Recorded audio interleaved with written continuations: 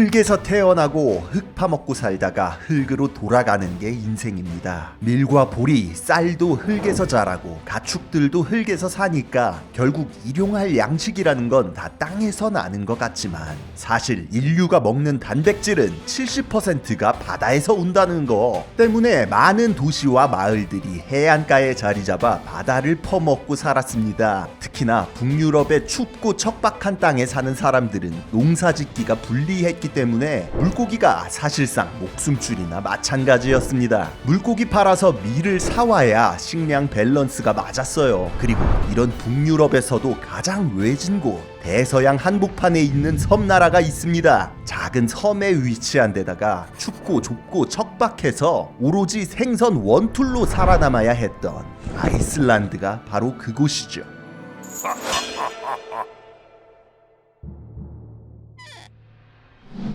유럽 사람들이 제일 좋아하는 생선은 뭘까요? 대구와 청어입니다. 특히 대구는 맛있고 영양가도 높은데 기름기는 적어서 사실상 인간 전용 생선이었어요. 생태지위상 상어나 고래 정도가 아니면 포식자가 없어서 개체수가 엄청나게 많고 지방이 적은 만큼 말려서 보존하기는 쉽고 바다의 밀이라고까지 불렸죠. 아이슬란드는 대서양 한복판에 위치한 섬나라로 중세에 바이킹들이 정착한 이래 같은 바이킹 국가인 덴마크의 지배를 받으며 대구 잡아서 내다 파는 걸로 생계를 유지해왔죠. 근세까지도 대구잡이 외에는 마땅한 산업 같은 게 없었습니다. 유럽인들은 대서양 연안의 대구들을 수백 년간 먹으면서도 대구가 사라지면 어쩌지? 같은 생각은 전혀 하지 않았습니다. 다른 식량들과는 달리 대구는 무한대로 잡힌다고 생각했거든요. 하지만 산업혁명 이후로 얘기가 달라졌습니다. 산업혁명으로 공산품 생산은 폭발적으로 느는데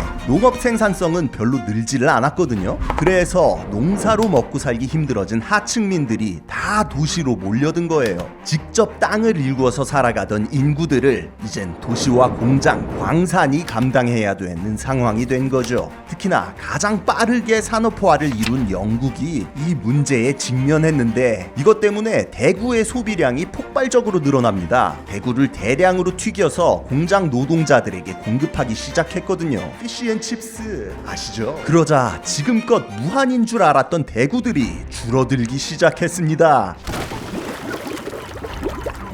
아니 1000년 가까이 무한 리필이었는데 설마. 영국인들은 대구 좀 덜 잡혀도 무지성으로다가 계속 잡아 올렸어요. 자기네 앞바다에서 대구가 씨가 마르자 그제서야 영국은 뭔가 잘못됐다는 걸 느꼈습니다. 하지만 세계 모든 바다는 누구 거다? 영국 거다. 근해에서 안 잡히면 원양으로 나가면 되죠. 영국 어선들은 세계 최강의 해군력을 등에 업고 대서양까지 나가서 대구를 잡기 시작합니다. 대구 맛있게 잘 먹던 유럽의 다른 나라들도 다 대서양으로 나왔어요. 아이슬란드 앞바다에도 외국 배들이 와글와글 몰려왔습니다. 자기네 앞바다에서 남의 나라 어선들이 대구 파티를 하는 상황. 특히나 바로 앞에 있는 나라 영국은 거의 제 집 드나들듯 하기 시작했어요. 결국 아이슬란드를 지배하던 덴마크가 1893년 영국에게 통보를 하죠. 아이슬란드와 영국 사이에 있는 페로 제도를 기준으로 해서 50해리까지는 아이슬란드 해역이니까 좀 나가라고요. 하지만 영국은 그냥 씹었습니다. 누구 앞에서 바다를 논해. 아이슬란드 해변가 딱 3해리까지만 인정해준다며 도발을 시전했죠. 3해리면 한 5km쯤 되거든요. 이 거리가 그냥 나온 게 아닙니다. 해안가 대포의 사정거리가 3해리라서 유럽 국가들 사이에서는 암묵적으로다가 최소한의 권리로 지켜주던 자기 방어 범위였어요. 그냥 아이슬란드인들 보고 해안가에서만 놀아. 북대서양 우리 거니까 한 겁니다. 문제는 이 최소 범위조차도 침범해서 대구를 잡아갔다는 거. 분쟁이 본격적으로 터지기 시작한 건 2차 대전 끝나고부터였습니다. 아이슬란드는 2차 대전 종전 직전에 덴마크와의 관계를 정리하고 공화국이 됐고 영국을 비롯한 유럽 국가들은 전쟁 후유증으로 폐허가 된 상황이었어요. 식량도 부족하고 경제도 나락을 간 상황이라 값싼 먹을거리가 필요했죠. 그리고 영국이 선택한 건 대구와 대구 기름이었습니다.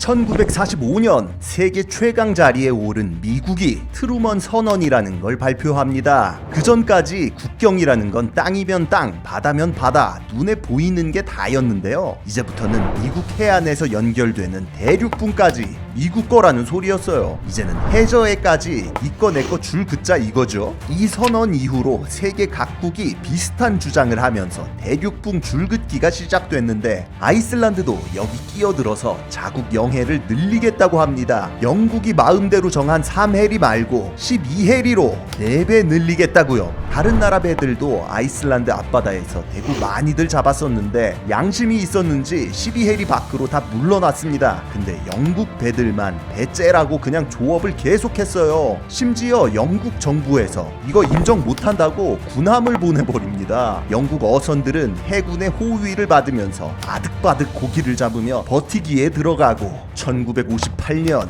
경비정 수준의 전력밖에 없었던 아이슬란드가 세계 최강급의 해군을 가진 영국에게 선빵을 갈깁니다. 아이슬란드 경비정이 영국 어선에 함포 사격을 하며 물러나라고 한 거예요. 이렇게 시작된 1차 대구전쟁. 대규모 유혈 사태는 없었지만 아이슬란드 입장에선 진심이었어요. 잃을 거 없는 아이슬란드는 끝까지 개기고 영국 입장에서는 대구잡이 어선들에다 병력까지 배치해야 되고 결국 3년 만에 영국이 한 발 물러섭니다. 아이슬란드의 주장대로 12해리를 인정하기로 해요. 대신 또 싸움 나면 국제사법재판소에서 재판받기로 조건을 걸었죠. 12해리까지는 인정해 줄 테니까 그만 나대라 이거였습니다. 나중에 딴소리 하지 말라고요.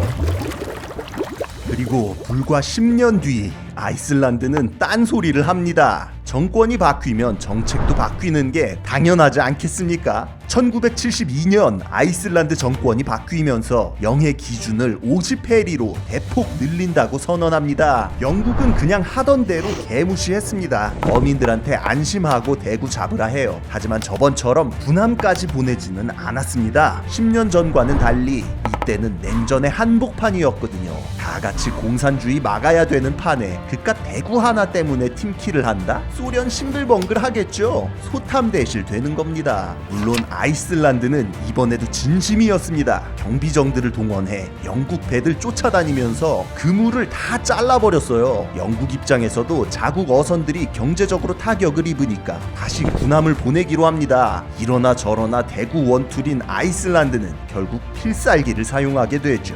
군함 보내면 영국이랑 국교 단절하겠다고 선언. 거기에 플러스로다가 나토까지 탈퇴하겠다고 선언. 결국 나토 차원에서 헐레벌떡 중재를 하게 되고 영국이 다시 한 발 물러납니다. 아이슬란드 해역 50해리 밖으로 물러나고 대구는 연간 13만 톤까지만 잡을 수 있다는 협정을 맺어요. 1973년 10월 그렇게 두 번째 대구 전쟁도 아이슬란드의 승리로 끝났습니다. 그리고 불과 1년 뒤인 1974년 중동에서 시작된 오일 쇼크로 유럽 경제가 나락을 가기 시작합니다. 아이슬란드도 심각한 경제 위기에 직면했는데 그럼 뭐다? 대구를 더 잡아야 된다. 다른 거 다 필요 없고 영해를 더 늘리기로 결정합니다. 1975년 아이슬란드 정부는 자국 영해를 50해리에서 200해리로 4배 더 늘린다고 선언했어요. 50해리에서 200해리는 선 넘었지. 영국도 이번엔 바로 군함 보냈습니다.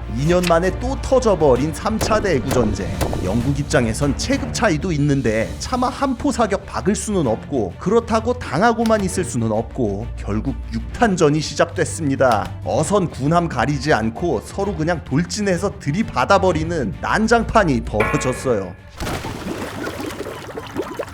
아이슬란드는 이번에도 국교 단절한다고 나토까지 탈퇴한다고 들어 누웠습니다. 심지어 미국에서 고속정을 사올 테니까 본격적으로 한 붙어보자고 나왔죠. 미국이 직접적으로 편 들어주면 영국도 물러나겠지 하는 생각이었던 건데 미국도 자기 팀 내부에서 무기팔이 하기는 좀 그렇잖아요. 거절을 해버립니다. 이렇게 필살기까지 안 먹히자 아이슬란드는 초필 쌀기를 사용하는데 아이슬란드는 결국 소련을 찾아갑니다. 진영이고 뭐고 간에 군함 좀 사야겠다 이거예요. 자유세계에 비상 걸렸겠죠? 미국과 서유럽이 아주 화들짝 놀랐습니다. 대서양 한복판에 있는 아이슬란드가 나토 탈퇴하고 소련제 무기로 무장한다. 대서양에서 소련이 마음대로 활개치는 세상. 이건 반드시 막아야 됐어요. 피쉬앤칩스 먹자고 판을 엎어? 대구 그냥 아이슬란드한테 사서 먹어. 사태가 커지자 유럽 각국들과 미국은 영국을 비난했습니다. 나토가 다시 출동해서 중재를 시작했어요. 하지만 영국은 그 와중에도 아이슬란드 앞바다에서 대구를 잡았습니다. 결국 1976년 2월 18일 양측 군함 사이에 또다시 충돌이 벌어졌고 다음 날인 2월 19일 아이슬란드는 진짜로 영국과 국교를 끊어버렸죠. 대구밖에 없는 나라와 대구 빼고 다 있는 나라의 자강두천. 여론전에서 영국이 이길 수 없는 싸움이었어요. 나토의 압박이 이어지는 상황. 영국은 결국